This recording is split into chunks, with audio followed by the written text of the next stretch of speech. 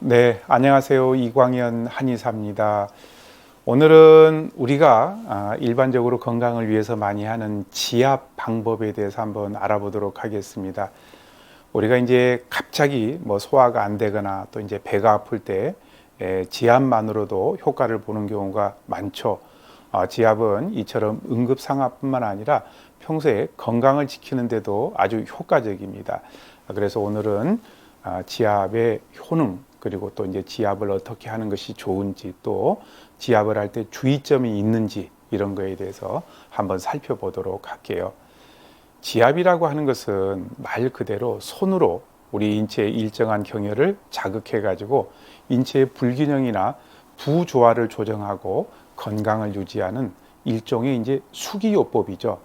지압을 하는 가장 큰 목적은 우리 몸의 기혈 순환을 활발하게 잘 해가지고 일단 통증을 없애주고 혈액 순환을 촉진시켜 줘가지고 뭉쳐진 근육을 풀어주는 것이 큰 목표이고요. 둘째는 골격과 관계에 있는 뼈와 근육, 인대 등을 지압을 해가지고 문제가 되는 부분들을 교정해가지고 체형을 바로 잡는 데도 도움이 됩니다. 세 번째는 내장의 각 기관과 연결된 경혈점을 지압함으로써 내장의 기능을 활발하게 하고 또 내장의 기능을 조절해주는 역할을 하죠.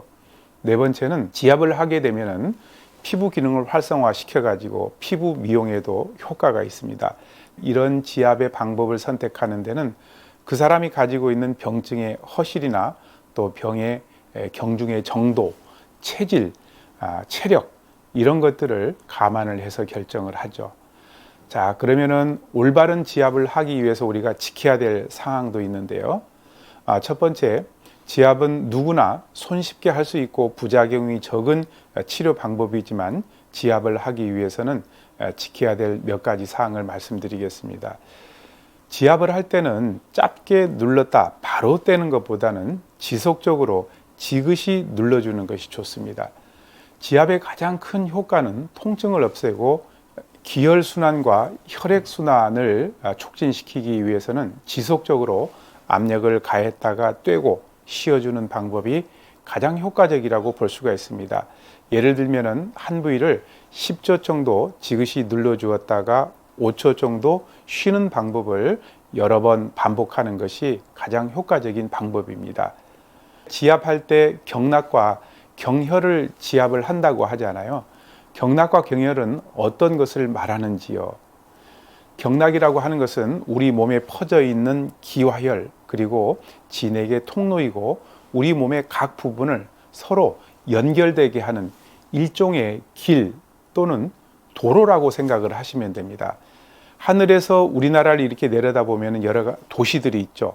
도시와 도시는 서로 연결되어 있는데 인체에 비유해 보면은 도시에 해당하는 것은 기와 혈을 만들어내는 오장육부이고 도로는 경락이 되어 가지고 오장육부에서 만들어진 기와 혈 그리고 진액을 옮기고 교류하는 역할을 한다라고 이렇게 보시면 되겠습니다.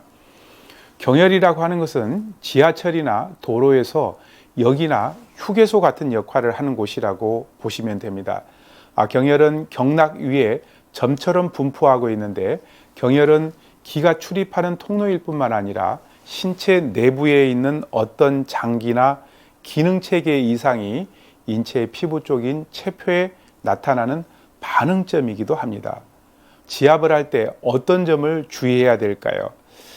지압을 할 때는 몸 상태를 잘 확인을 하고 그날의 컨디션 또 이제 그 사람이 가지고 있는 병증 이런 것들을 잘 살펴야 되는데요. 첫 번째는 음주 후에는 기가 평소보다도 빠르게 흐를 수 있기 때문에 지압을 피하는 것이 좋겠고, 두 번째는 심한 공복이나 식후에 배가 많이 부른 상태에서 지압을 하는 것도 역시 좀 삼가하시는 것이 좋겠고, 아무래도 이제 임신 상태에 있는 분들은 복부 지압을 피하는 것이 좋겠고, 피부 질환을 가지고 있거나 또 이제 예민한 피부도 지압을 주의하시는 것이 좋겠고, 마르거나 허약한 사람들, 이런 사람들 같은 경우에는 힘을 너무 무리하게 주지 말고 적당한 힘을 가해 가지고 지압을 하는 것이 좋습니다. 지압을 할 때는 처음부터 과다하게 자극을 주지 말고 그 사람의 몸 상태를 확인하면서 강도를 조금씩 이렇게 높여가는 것이 좋겠고요. 평소에 심장 질환이나 소모성 질환을 가지고 있거나 또 허약한 분들, 어지럽거나 답답하고 심한 피로감을 호소하는 분들 같은 경우에 역시 주의하시는 것이 좋겠습니다. 지압 효과가 사람마다 다 똑같지 않습니다. 대개 이제 지압은 사상 체질 중에서도 우리 몸에 습담이나 어혈이 잘 생기고 순환 장애가 잘 생기면서 체중이 늘어나기 쉬운 체질인 태음인에게 지압이 가장 효과가 있다라고 이렇게 볼 수가 있습니다. 뒷목, 목덜미가 뻐근하거나 어깨가 걸릴 때가 있잖아요. 이럴 때는 어떤 부위를 눌러주면 도움이 될까요? PC 많이 하고 스마트폰 많이 하고 책 많이 보고 운전 같은 거 많이 하고 이랬을 때 가장 스트레스를 많이 받는 근육이 바로 이쪽에 있는 승모근 근육입니다. 승모근이라고 하는 것은 뒷머리에서부터 어깨, 등까지 넓게 펴져 있는 근육으로 스님들이 바랑을 맸을 때 닿는 부위라고 해가지고 중승자, 덮을 모자를 써서 승모근이라고 이렇게 이름을 붙인 것이죠. 승모근 중에서도 배낭을 맬 때 가방끈이 어깨에 닿는 부위인 견정이라는 부위, 되게 견정이라는 부위가 이 정도가 되는데요. 이 부위에 지압이나 부항을 해도 좋고 아니면은 승모근 중에서도 특별히 경직된 부위를 찾아가지고 지압을 해도 좋습니다. 다른 부위 지압도 마찬가지인데요. 근육의 경결 부위나 통증이 있는 부위를 지압을 해주는 것이 가장 효과를 볼 수가 있습니다. 또 허리가 아플 때는 어떤 부위를 지압을 하면 좋을까요? 요통에는 기본적으로 척추 주변에 있는 척추 기립근이 경직되기가 쉽습니다. 우리 한방적으로 보면은 그 부위에는 신수, 기회수, 대장수, 관원수, 소장수, 방광수, 명문, 요양관, 이제 이런 쪽의 경혈 지점입니다. 이런 부위의 경혈은 척추를 정중앙으로 해서 양쪽으로 3cm 이렇게 쭉 이렇게 수직으로 되어 있는 경우가 많죠. 허리에서부터 다리까지 저리고 통증이 있는 경우에는 오금 부위에 있는 위중이라는 경혈을 지압을 해주는 것도 도움이 되고요. 아킬레스건 부위 쪽에 있는 골륜 부위를 지압을 해주는 것도 도움이 됩니다. 우리가 이제 등산을 하거나 자전거를 타다 보면은 종아리에 경련이 일어나면서 통증 같은 것들이 생길 수가 있는데요. 이제 이런 경우에는 어느 부위를 지압을 해주면 효과가 있을까요? 다리에 쥐가 날 때는 엎드려서 장단지 한가운데인 승산혈을 위아래로 이렇게 강하게 지압을 해주고 발가락 끝을 모아서 앞으로 당겨 누르기를 계속하게 되면 좋은 효과를 볼 수가 있습니다. 앉아서 운전을 오랫동안 하시는 분들 같은 경우에는 엉덩이에 있는 대둔근, 그리고 또 이제 하루 종일 서 있어야 하는 직업을 가지는 요리사나 판매직에 계시는 분들은 허리를 받쳐주고 있는 척추 기립근과 허벅지의 대퇴사두근, 그리고 종아리의 비복근, 이런 부위에 통증들이 많이 생기기 때문에 이런 부위에 지압을 해주는 것이 도움이 많이 되죠. 만져봤을 때 딱딱하게 굳어 있거나 통증이 있는 부분 위주로 해주시는 것이 좋습니다. 컴퓨터 화면이나 스마트폰을 오래 보다 보면은 눈이 굉장히 피곤하잖아요. 눈의 피로를 풀어주는 지압 방법도 많이들 쓰는 방법인데, 손바닥을 비벼가지고 열을 낸 다음에 눈을 이렇게 지그시 눌러주고요. 그리고 이제 두 번째는 이 두 번째 손가락으로 눈 주위 경혈을 원 그리듯이 지압을 하는 방법입니다.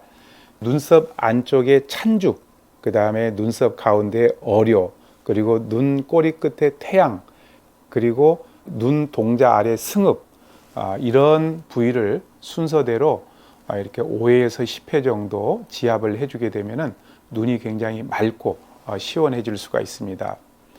피곤하다라고 이렇게 얘기를 하는 경우가 많죠. 이런 피곤할 때 지압점이 이제 몇 가지가 있는데, 백회라는 경혈입니다.